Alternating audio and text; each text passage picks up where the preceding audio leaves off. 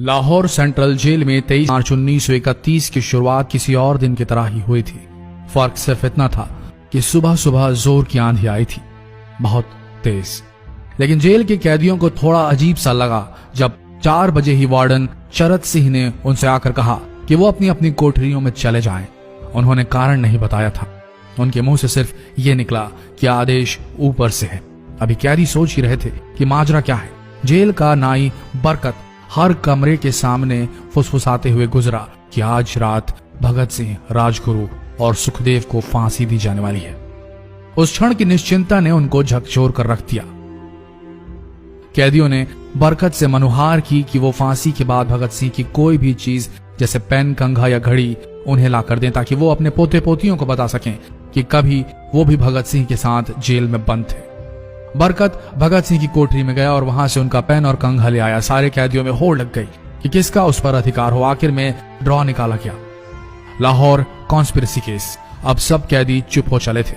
उनकी निगाहें उनकी कोठरी से गुजरने वाले रास्ते पर लगी हुई थी।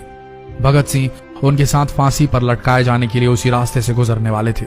एक बार पहले जब भगत सिंह उसी रास्ते से ले जाए जा रहे थे तो पंजाब कांग्रेस के नेता भीमसेन सच्चर ने आवाज ऊंची कर उनसे पूछा था, आप और आपके साथियों ने लाहौर कॉन्स्पिरेसी केस में अपना बचाव क्यों नहीं किया? भगत सिंह का जवाब था, इनकलाबियों को मरना ही होता है क्योंकि उनके मरने से ही उनका अभियान मजबूत होता है, अदालत में अपील से नहीं। वार्डन चरत सिंह भगत सिंह के खैर ख्वाह थे और अपनी तरफ से जो कुछ बन पड़ता था उनके लिए किया करते थे। उनकी वजह से ही लाहौर की द्वारकादास लाइब्रेरी से भगत सिंह के लिए किताबें निकलकर जेल के अंदर आ पाती थी। भगत सिंह की जेल की जिंदगी काफी कठिन थी। किताबें पढ़ने का शौक हो चला था उन्हें कि एक बार उन्होंने अपने स्कूल के साथी जयदेव कपूर को लिखा था कि वो उनके लिए कार्ल लिब्कनेcht की मिलिटरिज्म, लेनिन की लेफ्ट विंग कम्युनिज्म और ऑप्टन सिंक्लेयर का उपन्यास द स्पाई कुलबीर के जरिए भिजवाएं। भगत सिंह जेल की कठिन जिंदगी के आदी हो चले थे। उनकी कोठरी नंबर 14 का फर्श पक्का नहीं था, उस पर घास उगी हुई थी। कोठरी में बस इतनी ही जगह थी कि उनका 5 फुट 10 इंच का शरीर बमुश्किल उसमें लेट पाए। भगत सिंह को फांसी दिए जाने से 2 घंटे पहले उनके वकील प्राणनाथ मेहता उनसे मिलने पहुंचे। मेहता ने बाद में लिखा कि भगत सिंह अपनी छोटी सी कोठरी में पिंजड़े में बंद शेर की तरह चक्कर लगा रहे थे। इनकलाब जिंदाबाद। उन्होंने मुस्कुराकर मेहता को स्वागत किया और पूछा कि आप मेरी किताब रिवोल्यूशनरी लेनिन लाए या नहीं। जब मेहता ने उन्हें किताब दी तो वे उसे उसी समय पढ़ने लगे मानो उनके पास अब ज्यादा समय न बचा। मेहता ने उनसे पूछा कि क्या आप देश को कोई संदेश देना चाहेंगे? भगत सिंह ने किताब से अपना मुंह हटाए बगैर कहा, सिर्फ 2 संदेश, साम्राज्यवाद मुर्दाबाद और इनकलाब जिंदाबाद। इसके बाद भगत सिंह ने मेहता से कहा कि वो पंडित नेहरू और सुभाष चंद्र बोस को मेरा धन्यवाद पहुंचा दे जिन्होंने मेरे केस में गहरी रुचि ली थी। भगत सिंह से मिलने के बाद मेहता राजगुरु से मिलने उनकी कोठरी पहुंचे। राजगुरु के अंतिम शब्द थे, हम लोग जल्द मिलेंगे। सुखदेव ने मेहता को याद दिलाया कि वो उनकी मौत के बाद जेलर से वो कैरम बोर्ड ले लें जो उन्होंने उन्हें कुछ महीने पहले दिया था। मेहता के जाने के थोड़ी देर बाद जेल अधिकारियों ने तीनों क्रांतिकारियों को बता दिया कि उनको वक्त से 12 घंटे पहले ही फांसी दी जा रही है। अगले दिन सुबह 6 बजे की बजाय उन्हें उसी शाम 7 बजे फांसी पर चढ़ा दिया जाएगा। भगत सिंह मेहता द्वारा दी गई किताब के कुछ पन्ने ही पढ़ पाए थे। उनके मुंह से निकला, क्या आप मुझे इस किताब का एक अध्याय भी खत्म करने नहीं देंगे? भगत सिंह ने जेल के मुस्लिम सफाई कर्मचारी बेबे से अनुरोध किया कि वो उनके लिए उनको फांसी दिए जाने से 1 दिन पहले शाम को अपने घर से खाना जरूर लाएं। लेकिन बेबे भगत सिंह की इच्छा पूरी नहीं कर सके क्योंकि भगत सिंह को 12 घंटे पहले फांसी देने का फैसला ले लिया गया और बेबे जेल के गेट के अंदर ही नहीं घुस पाए। थोड़ी देर बाद तीनों क्रांतिकारियों को फांसी की तैयारी के लिए उनकी कोठरियों से बाहर निकाला गया। भगत सिंह, राजगुरु और सुखदेव ने अपने हाथ जोड़े और अपना प्रिय आजादी गीत गाने लगे। कभी वो दिन भी आएगा कि जब आजाद होंगे हम, या अपनी ही जमीन होगी या अपना आसमान होगा। फिर इन तीनों का एक एक करके वजन लिया गया। सबके वजन बढ़ गए थे। इन सब से कहा गया कि अपना आखिरी स्नान करें। फिर उनको काले कपड़े पहनाए गए लेकिन उनके चेहरे खुले रहने दिए गए। चरत सिंह ने भगत सिंह के कान में फुसफुसा कर कहा कि वाहे गुरु को याद करो। फांसी का तख्ता भगत सिंह लिए बोले, पूरी जिंदगी मैंने ईश्वर को याद नहीं किया। असल में मैंने कई बार गरीबों के कलेश के लिए ईश्वर को कोसा भी है। अगर मैं अब उनसे माफी मांग लूं तो वो कहेंगे कि इससे बड़ा डरपोक कोई नहीं। इसका अंत नजदीक आ रहा है, इसलिए ये माफी मांग रहा है। जैसे ही जेल की घड़ी ने 6 बजाया, कैदियों ने दूर से आती कुछ पद चांपें सुनी। उनके साथ भारी बूटों के जमीन पर पड़ने की आवाजें भी आ रही थी। साथ में एक गाने का भी दबा स्वर सुनाई दे रहा था।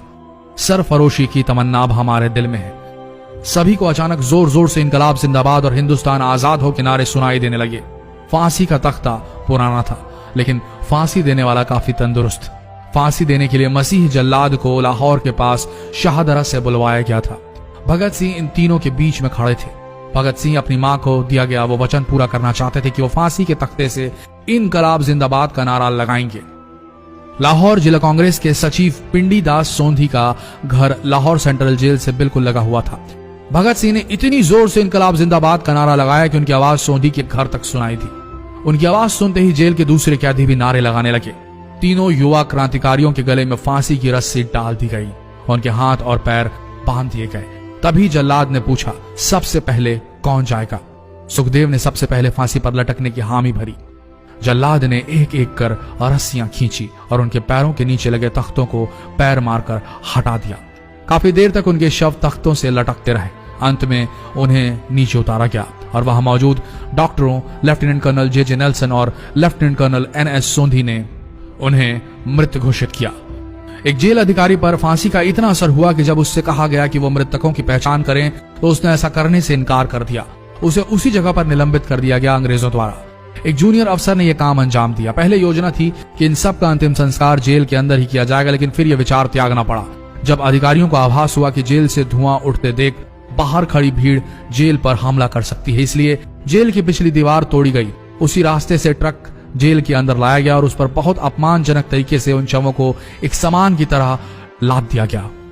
पहले तय हुआ था कि उनका अंतिम संस्कार रावी के तट पर किया जाएगा, लेकिन रावी में पानी बहुत ही कम था, इसलिए सतलज के किनारे शवों को जलाने का फैसला लिया गया। उनके पार्थिव शरीर को फिरोजपुर के पास सतलज के किनारे लाया गया। तब तक रात के 10 बज चुके थे। इस बीच उप पुलिस अधीक्षक कसूर सुदर्शन सिंह कसूर गांव से एक पुजारी जगदीश अचरज को बुला लाए। अभी उनमें आग लगाई ही गई थी कि लोगों को इसके बारे में पता चल गया। जैसे ही ब्रितानी सैनिकों ने लोगों को अपनी तरफ आते देखा, वो शवों को वहीं छोड़कर अपने वाहनों की तरफ भागे। सारी रात गांव के लोगों ने उन शवों के चारों ओर पहरा दिया।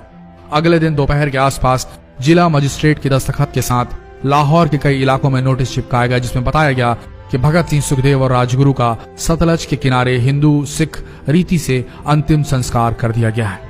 तो ये थे भगत सिंह की जिंदगी के वो 12 आखिरी घंटे।